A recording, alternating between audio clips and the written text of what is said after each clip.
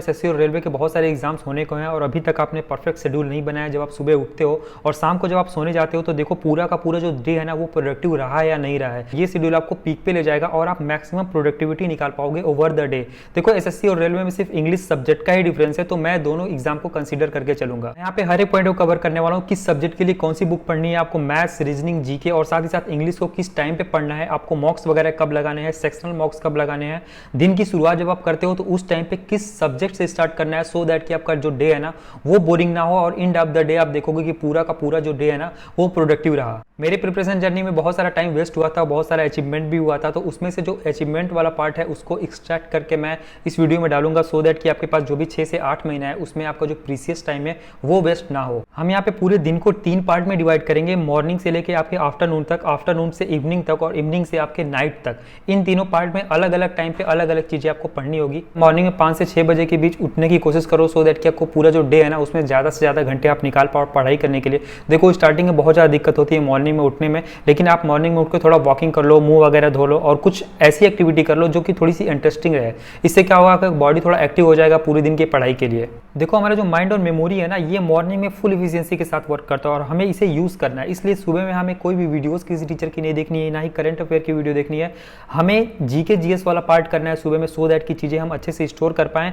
हमें वोकैब वाला पार्ट करना है अगर आप एसएससी की प्रिपरेशन करो, या फिर हमें मैथ्स के मॉक लगाने हैं या फिर मैथ्स के पीवाईक्यू लगाने हैं, सो दैट कि हम अपने मेमोरी का फुल यूज़ कर पाएं। और देखो जीके में अपना बेस अच्छा करने के लिए किसी न किसी बुक को तो फॉलो ही करना पड़ेगा। तो one of the best book है इन मार्केट लूसेंट, आपको पता ही है, लेकिन ये हिंदी में अच्छी है, इंग्लिश में अच्छी नहीं है उतनी। मैंने कई सारे लड़कों का रिव्यू भी देखा था, उन्होंने बोला था भाई इंग्लिश में कोई बुक बताओ, तो वो मैं आपको बताऊंगा।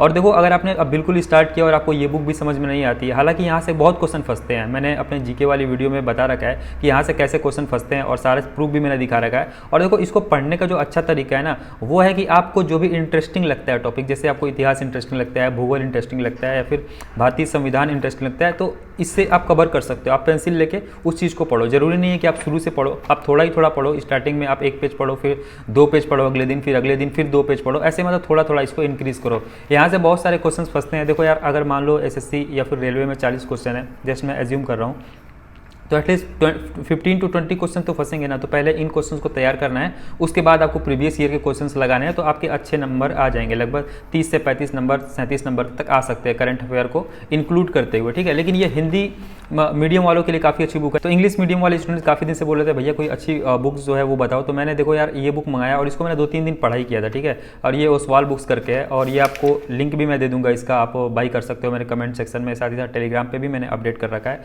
और देखो इसका मैं एक अलग से भी रिव्यू बना दूंगा इसमें क्या क्या चीज़ें है, लेकिन आपको शॉर्ट में दिखा देता हूँ। काफ़ी मतलब लूसेंट से भी ज़्यादा 1 लेवल 2 लेवल तक एक्स्ट्रा चीज़ें इसमें दी हुई है। अगर आप हिस्ट्री की बात करोगे या फिर स्टैटिक जीके का जो पोर्शन है ना, देखो बेसिक तैयार करने के लिए किसी न किसी बुक को फॉलो करना पड़ेगा, ऑब्वियसली करना पड़ेगा। बुक्स का जगह तो कोई ले नहीं सकता, कोई भी टीचर है कुछ भी। तो देखो यहाँ पे आर्ट्स एंड कल्चर की बात करो या फिर ज्योग्राफी की बात करो, मतलब साइंस वाले पोर्शन की बात करो, आप केमिस्ट्री की बात कर लो, मतलब जितने भी पोर्शंस होते हैं ना मिसलेनियस, इवन तो कि कंप्यूटर वाले जो क्वेश्चन थे वो भी इसमें कुछ एक्स्ट्रा दे रखे थे। एक्स्ट्रा इन द सेंस कि थोड़ा सा लेवल जो है ना वो थोड़ा सा अच्छा दे रखा है इस बुक में, मतलब सारी चीज़ें जो है ना वो थोड़ा सा डिटेल व्यू में दिए रखा है, सो दैट कि आपके एग्जाम में जो क्वेश्चंस होते हैं ना वो थोड़े से अप लेवल भी जाएंगे, तो आपको यहाँ से क्वेश्चंस मिल जाएंगे। और देखो कुछ बुक्स होती है ना जो रीडर्स को अट्रैक्ट करती हैं पढ़ने के लिए, तो ये बुक उस टाइप की है कि मुझे इसको मन करता है पढ़ने का, ठीक है। इसको जब मैं ओपन करता हूँ तो मन करता है थोड़ा पढ़ लेते हैं। और देखो यहाँ पे इकोनॉमी वगैरह भी फिगर से समझाया हुआ है, तो मतलब काफ़ी अच्छी बुक लगी, तो इसको आप परचेस कर सकते हो। लिंक आपको डिस्क्रिप्शन में मिल जाएगा और कमेंट सेक्शन में मैं इसको पुट कर दूंगा। और देखो जो बहुत सारे लोग हैं ना उनको ये जीके जो है ना वो याद नहीं होता, इवन तो कि अगर आप एसएससी की प्रिपरेशन करते हो तो वोकैब वगैरह भी याद नहीं होता है। तो बहुत सारे टेक्निक्स हैं जिसका यूज़ करके आप जीके को आराम से याद कर सकते हो, मतलब बहुत ही इंटरेस्टिंग वे में याद कर सकते हो, ठीक है। और पढ़ाई को थोड़ा इंटरेस्टिंग बना के आप जब करोगे ना तो आपका सिलेक्शन कम इफोर्ट में होगा, ठीक है।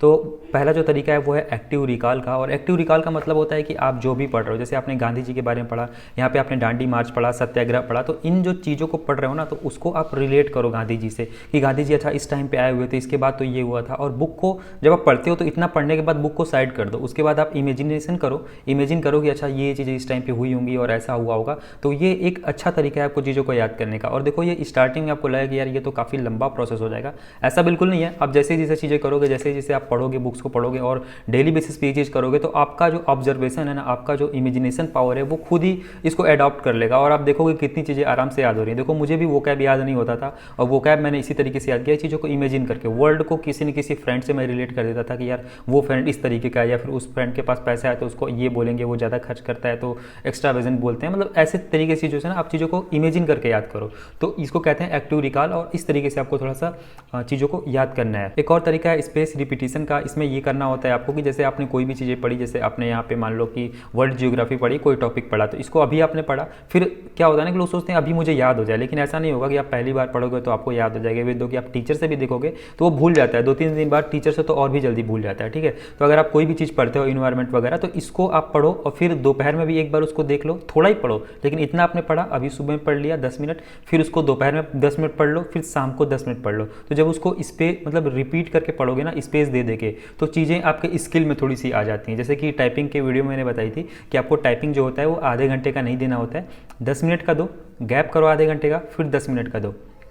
इससे क्या होगा, वो आपके स्किल में जाएगा और आपको चीज़ें आसानी से याद हो जाएंगी। तो ये दोनों जो टेक्निक है, इसको यूज़ करके आप अपने जीके को या फिर वोकैब को या फिर जो भी चीज़ें आपको याद नहीं हो रही हैं उसको आप याद कर सकते हो। देखो पढ़ाई तो सारे स्टूडेंट्स कर रहे हैं, यूट्यूब पे जीके की भर भर के वीडियोस भी देख रहे हैं और वोकैब की भी वीडियोस देख रहे हैं, लेकिन आप इनसे अलग कैसे बनोगे, आप कैसे इंश्योर करोगे कि आपका पक्का सिलेक्शन होगा।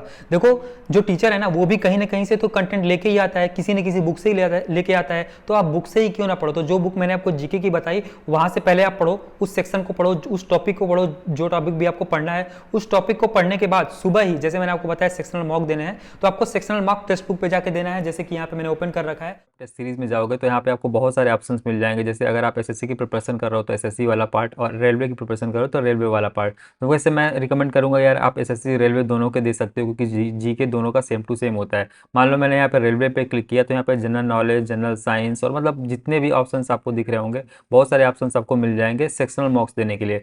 लेट की मैं यहाँ पे जनरल नॉलेज का ओपन कर लेता हूँ। यहाँ पे देखो 243 टेस्ट शो कर रहे हैं, मतलब कि इतने सेक्शनल मार्क्स अवेलेबल हैं। मतलब कि आप सुबह में जो भी पढ़ते हो, जैसे अगर आप जीके पढ़ते हो तो जीके के वो सेक्शनल मार्क्स यहाँ पे आप दे सकते हो।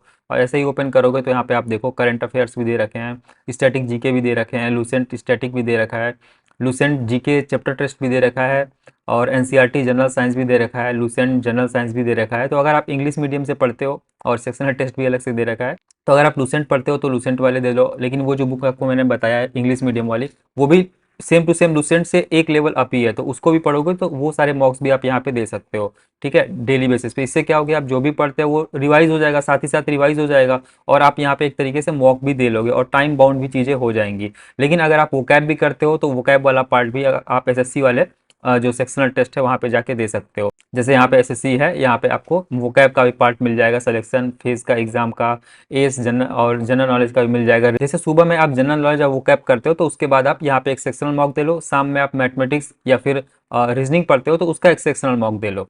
और इस टाइम पे टेक्स्ट बुक का सबसे अच्छा ऑफर भी चल रहा है, तो अभी तक आपने इनरोल नहीं किया है तो जाके इनरोल कर लो। आपको लिंक कमेंट सेक्शन में और साथ ही साथ आपको डिस्क्रिप्शन में भी मिल जाएगा, और टेलीग्राम चैनल पे भी मेरे अवेलेबल हो जाएगा। इसमें मेरा कोड GGN10 यूज़ करोगे तो 12% एक्स्ट्रा डिस्काउंट आपको मिल जाएगा। सुबह के 8 या 9 बज चुके होंगे, इस टाइम पे आपको 2 से 3 घंटे मैथमेटिक्स के प्रीवियस ईयर क्वेश्चन लगाना है। अगर आप रेलवे की प्रिपरेशन कर रहे हो तो रेलवे की प्रीवियस ईयर लगा सकते हो, पिनेकल से लगा सकते हो, गगन प्रताप सर की अगर कोई बुक है आपके पास तो वहाँ से लगा सकते हो, एसएससी के क्वेश्चन लगा सकते हो, या फिर राकेश यादव सर की 7300 7300 करके एक बुक आती है, वहाँ से क्वेश्चन लगा सकते हो। मतलब कि लेटेस्ट जो भी प्रीवियस ईयर क्वेश्चन का कंपाइलेशन वाली बुक आपके पास है, वहाँ से आप प्रीवियस ईयर के 100 या 200 क्वेश्चन लगा सकते हो, जितनी भी आपकी कैपेबिलिटी है। लेकिन आपको कौन से टॉपिक लगाने हैं, तो देखो यार पिछले दिन आपने किसी टीचर से यूट्यूब पे फ्री ऑफ कॉस्ट या फिर किसी टीचर का आपने कोर्स परचेस कर रखा है, तो उस वहां से आपने जो भी चीजें पढ़ी है, जो भी टॉपिक आपने पढ़ा है, वही टॉपिक आपको आज 100 या 200 क्वेश्चन प्रैक्टिस करने हैं, जो कि आपको 2 से 3 घंटे लगेंगे, ठीक है। और इसमें जितने भी क्वेश्चंस या फिर प्रॉब्लम्स आपको आते हैं वो एक नोटबुक में आपको नोट कर लेना है, यानी कि 2 से 3 घंटे अब आपको 12 बजे के आसपास तक आपको मैथमेटिक्स लगाना है एक बार में बैठ के। दोपहर के टाइम में आपका जो माइंड है ना, वो मॉर्निंग के कंपेरिजन में थोड़ा सा कम वर्क करता है और रात में तो और भी कम वर्क करता है। तो जो आफ्टरनून वाला टाइम है ना,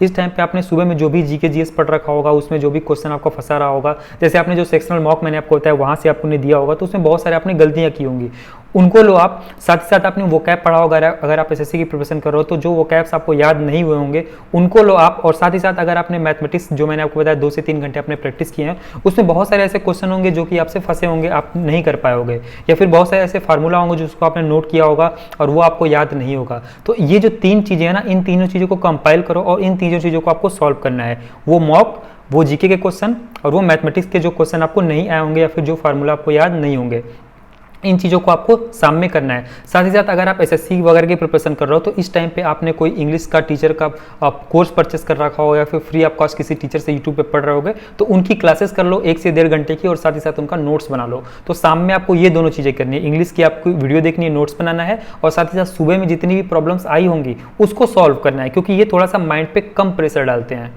और जो मैथ्स की वीडियो क्लासेज है, अगर आपने किसी का कोर्स परचेस कर रखा है या फिर यूट्यूब पे फ्री ऑफ कॉस्ट आप वीडियोस वगैरह देखते हो, तो वो भी इसी टाइम पे आपको पढ़ना है, शाम के टाइम पे 1 से 1.5 घंटे, और उसी टाइम पे आपको साथ ही साथ नोट्स भी मैथ्स का बनाते रहना है।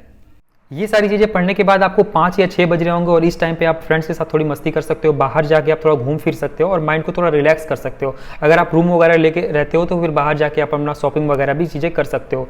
6 या 7 बजे के बाद आपको थोड़ी सी माइंड पे कम प्रेशर वाली चीज़ें करनी है, इस वजह से इस टाइम पे आपको रीजनिंग को रखना है। अगर आपने किसी टीचर का कोर्स वगैरह परचेस कर रखा है या फिर कोई फ्री ऑफ कॉस्ट वीडियो देखते हो किसी टॉपिक का बेसिक, अगर आप स्टूडेंट हो तो वो चीज़ें आपको 1-1.5 घंटे की क्लास कर लेनी है, और क्लास करने के बाद आप नोट्स वगैरह बनाते ही रहोगे क्लास करने के साथ ही साथ। और उसके बाद 50 या फिर 100 क्वेश्चन आप पिनेकल से या फिर जो भी बुक आपके पास प्रीवियस ईयर की लेटेस्ट वाली है वहां से आप 50 या फिर 100 क्वेश्चन उस पर्टिकुलर टॉपिक से रीजनिंग के कर लो। और देखो जो शाम वाला टाइम होता है ना, ये थोड़ा सा माइंड पे थोड़ा कम चीज़ें याद होती है, इस टाइम पे रीजनिंग को रखना सबसे जो है वो बेटर ऑप्शन होगा।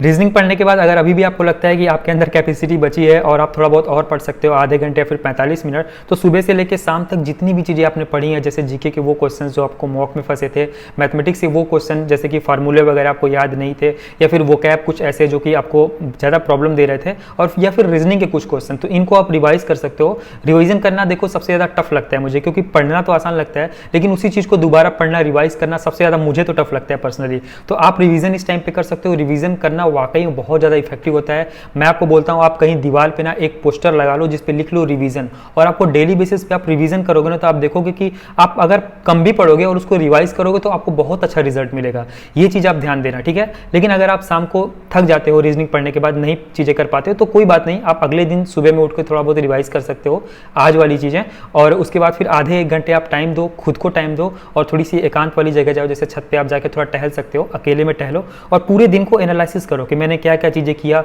मैंने क्या क्या गलतियाँ की। ऐसा तो नहीं कि मैंने सोशल नेटवर्क पे थोड़ा ज़्यादा ही टाइम वेस्ट कर दिया था, या फिर किसी टॉपिक पे ज़्यादा टाइम वेस्ट कर दिया था, मतलब इन्वेस्ट कर दिया था। टॉपिक्स पे तो ऑब्वियसली आप इन्वेस्ट ही करोगे, या फिर कोई इररिलेवेंट चीजें पढ़ ली थी, तो उन चीजों को आप धीरे धीरे कम करना है। जितनी भी चीजें बताई ना, वो एक स्टार्ट दे रहा हूँ आपको, ठीक है। लेकिन आप जैसे जैसे पढ़ोगे, जैसे जैसे आप इस शेड्यूल को फॉलो करोगे और चीजें इंप्लीमेंट करोगे, आप खुद क्रिएटिव होगे और आप मुझसे भी अच्छी स्ट्रेटेजी खुद के लिए बना पाओगे, क्योंकि मैं ये स्ट्रेटेजी आपके लिए बना रहा हूँ। लेकिन आप जब खुद के लिए स्ट्रेटेजी बनाओगे ना, तो आपको पता है कि आपका माइंड कैसे वर्क करता है, आप चीजों को कैसे एब्जॉर्व करते हो, तो आपका माइंड आपके लिए एक अच्छी स्ट्रेटेजी बनाएगा। लेकिन इसके लिए जरूरी है कि जो मैंने आपको बताया ना, कि शाम को आधे या 1 घंटे आपको खुद को ऑब्जर्व करना है और खुद को एनालिसिस करना है कि क्या क्या मेरे अंदर कमी रही और क्या क्या अच्छाइयाँ रही। तो अच्छाई वाली जो पार्ट है ना, उसको ऐड करना है, और जो जो आपके अंदर कमी रही उसको निकालते जाना है। इस तरीके से आप देखोगे 1 या 2 हफ्ते बाद आपका शेड्यूल परफेक्ट हो जाएगा, और आप जब गलत भी चीजें करोगे ना, तो आपका जो सबकॉन्शियस माइंड है वो उसको नहीं करने देगा। तो जितनी भी चीजें मैंने आपको बताई, ये एक स्टार्ट था। आपको प्रोग्रेसिव बनना है, ऐसा नहीं कि एक शेड्यूल आपने बना लिया और उसी पे हमेशा चल रहे हो, नहीं, उसमें डेली डेली आपको एक्सेलरेट करना है, ठीक है। यानी कि अच्छी अच्छी चीजें उसमें ऐड करते जाना और खराब जो चीजें हैं उसको एक्सट्रैक्ट करते जाना है। तो इस तरीके से आप देखोगे 6 to 8 मंथ्स बाद आपका जो भी शेड्यूल है या फिर जो भी आपका नियम है आपके लाइफ में, जो भी आपकी पढ़ाई है, वो कितना एक्सेलरेट हो गई, उसका लेवल कितना अप हो गया है। तो आई थिंक कि आपको सारी बातें समझ में आ गई होंगी। बाकी अगर आपने अभी तक मॉक वीडियो नहीं देखी है तो वो जाके आप जरूर देख लेना, वो बहुत ही ज़्यादा इफेक्ट करेगी आपके माइंड को और आपके शेड्यूल को और बाकी आपके लाइफ को, और आपके जो स्टडी का लेवल है वो बहुत ही ज़्यादा अप हो जाएगा। चलो मिलते हैं नेक्स्ट वीडियो में। Jai Hind, take care, bye bye. और टेलीग्राम चैनल को जरूर ज्वाइन कर लेना लेटेस्ट अपडेट्स के लिए और साथ ही साथ पीडीएफ्स वगैरह के लिए भी।